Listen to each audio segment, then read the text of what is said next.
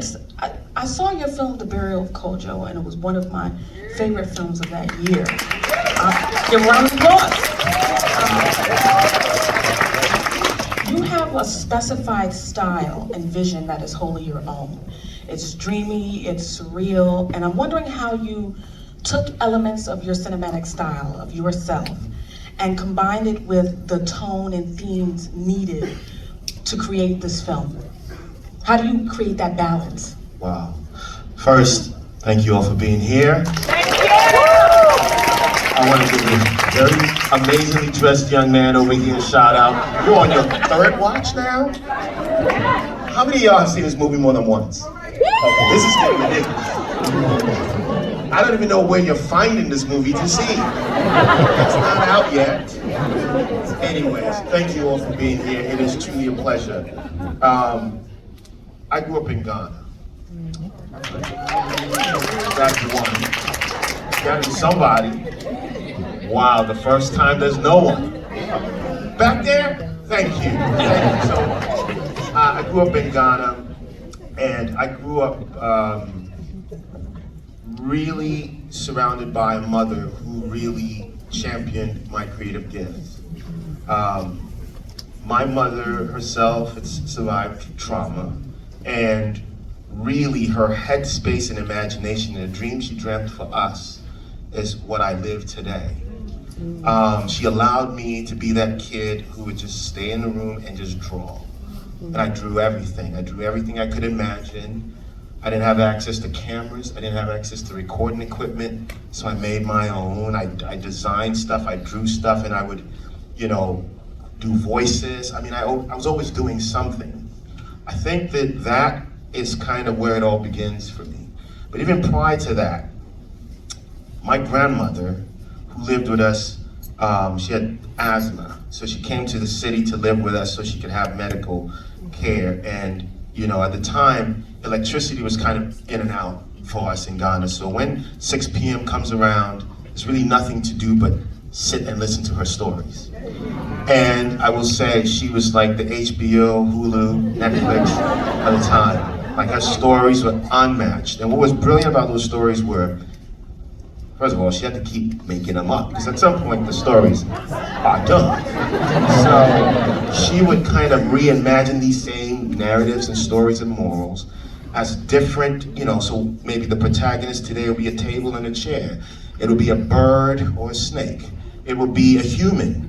But you could always tell the same damn story. But the things were changing, and so I grew up to understand that story is cyclical.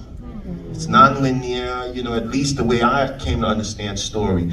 And I also understood the story also existed in the imaginative realm. And so I carried that with me throughout. So when I made Burial of Kojo, that was an opportunity to explore that. And then when I was fortunate enough to work with Beyoncé and Black is King, hey! Shout out to Baby, we expanded that a little bit more. It was the first time I had a little bit more money, a real budget, to try things. And I went, wow, okay, there's something here.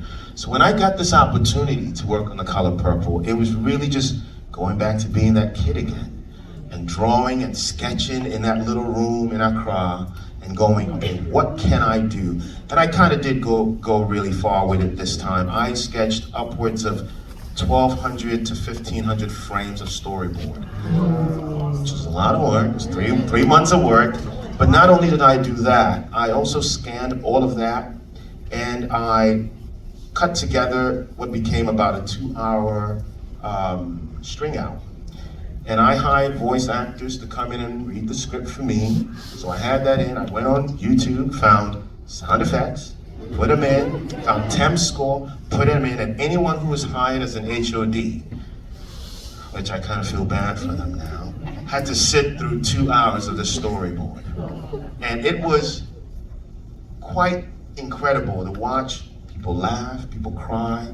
I cut into that as well, my incredible choreographer Fatima Robinson. Shout out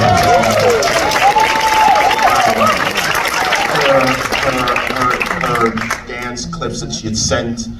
She was working with a skeleton crew at the time. But what that really helped me do was make the movie before I made the movie, which was very critical because if I handed out a script to everybody on this stage, well, let's say it's 7 of us here, same words, same everything, you'll get 7 different movies.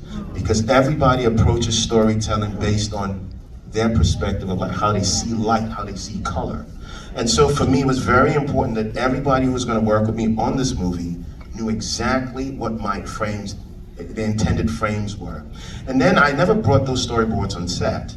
I would, once it seeped into their heads and their hearts, we lost them. Because now it's about creating guardrails that my brilliant team, and when you hire Dan Lawson on camera, you bring Paul Asterbury on production design, you bring Francine Tanchuk on costume, again, Fatima Robinson on choreo, you gotta let them fly.